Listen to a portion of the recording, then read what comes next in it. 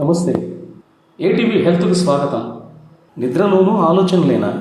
ఈ butterfly tapping technique try చేయండి అని అంటున్నారు నిపుణులు.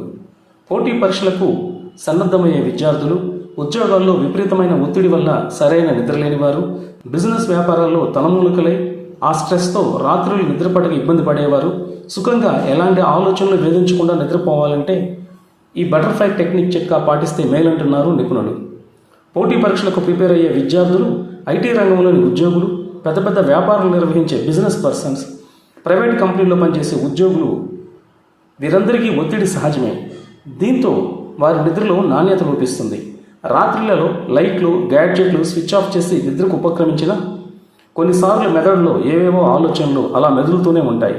ఈ సమస్యను అధిగమించేందుకు బటర్ఫ్లై ట్యాపింగ్ టెక్నిక్ అనుసరిస్తే మేలుంటున్నారు సోమాటిక్ యాంగ్జైటీ నిపుణులు జోలీ స్లోవిస్. ఇంతకీ ఏమిటి టెక్నిక్, ఎలా పనిచేస్తుందో చూద్దాం.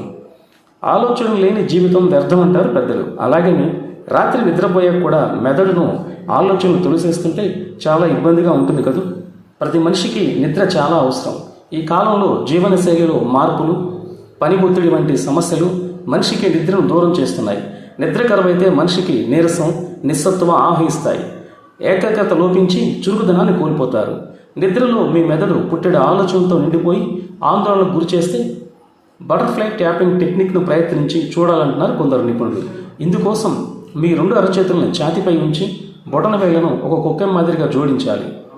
సీతకోకచిలుక ఆకారంలో చేతులు ఉంచి ఛాతీపై ఎడమ, కుడి అరచేతులతో ప్రత్యామ్నాయంగా అలా చరుస్తూ ఉండాలి.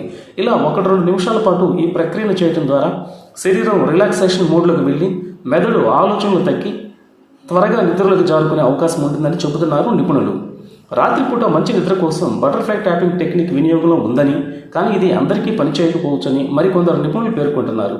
ఒత్తిడికి గురైతే నిద్ర పట్టడం చాలా కష్టమే. నిద్రకు సరైన షెడ్యూల్ లేకపోవడం, నాణ్యమైన నిద్ర కరువు అవడంతో కొన్ని సందర్భాల్లో ఇది ఇస్నోమియాకు దారితీయవచ్చని చెబుతున్నారు. అందువల్ల ఈ టెక్నిక్లో రిథమిక్ వైబ్రేషన్స్తో శరీరం రిలాక్స్ మోడ్లోకి వచ్చే అవకాశం ఉందని వారు అంటున్నారు. మనుషులు రోజులో కనీసం 7-8 గంటల నాణ్యమైన నిద్ర ఉండేలా ప్లాన్ చేసుకోవాలని, ఇందుకోసం అవసరమైతే తమ జీవన శైలిలోని కొన్ని సర్దుబాట్లు చేసుకుంటే మంచిదని నిపుణులు సూచిస్తున్నారు. ఈ టెక్నిక్ ట్రై చేయడం వల్ల ఎలాంటి హానికరం కాదు. కాకపోతే ఒత్తిడికి గల కారణాలను ముందే తెలుసుకుని వాటిని పరిష్కరించుకోవడం ఉత్తమమైన మార్గమని నిపుణులు తెలియజేస్తున్నారు. అలాగే నిద్రపోయే ముందు మీకు ఇష్టమైన సంగీతం వినడం వంటి చర్యలు మేలు చేస్తాయంటున్నారు.